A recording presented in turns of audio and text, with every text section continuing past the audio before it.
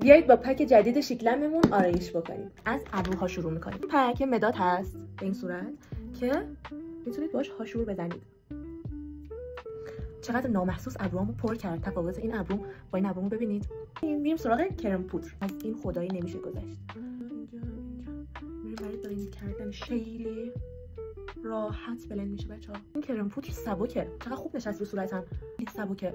روی صورتم برق نمیزنه. روی صورت یه حالت مخملی طور داره. روی صورتم نشست. خیلی خوب بود. ازش راضی بودم. میخوام که خط چشم بزنم.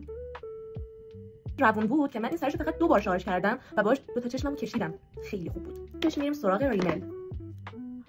چقدر پره. انقدر پره که داره ازش میزنه بیرون. یا خدا. شما فقط تفاوت این چشمم با این چشمم ببینید. معجزه کرد. چقدر خفن. برای رژگونه نمیدونم این رژگونه خشکای خوشگلو چه خوبی داره. نمیدونم اینا رو بزنم یا این رژگونه های خوشگل مایه رو بزنم. آقا شما فقط پیگمنتش رو ببینید. این رنگش رو میخوام بزنم. زیاد دقت کنم. وای شیرین شدم. چقدر خوشگله. این رژگونه ها هم مایه هستن، هم شیگلم هستن، هم مثل تینت عمل میکنن. این دیگه پاک نمیشه. همون بعدم بشورمش. میرم سراغ هایلایتر. چه برقی میزنه. چه برقی میزنه. چه شاین طبیعی خوشگلی به صورتم داد. اول یه خط لب میکشیم. چی بزنم برای رژ لب؟ اینا رو بزنم. ببینیم اول از تینت شیگلم روی وسط لبم میزنم. چه بوی خوبی داره.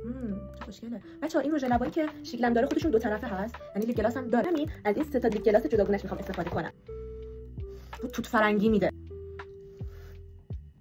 بو آب نبات چوبی میده. بوی شکلات کیت کت میده. تو چرا انقدر زیبایی؟ این کارا دیگه صلواتو میفرستیم و اللهم صل علی محمد و آل محمد. میرم سراغ پودر فیکس.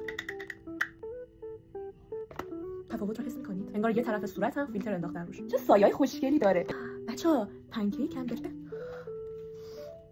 چقدر خوبی میده. طبق معمول همیشه الان وقتشه که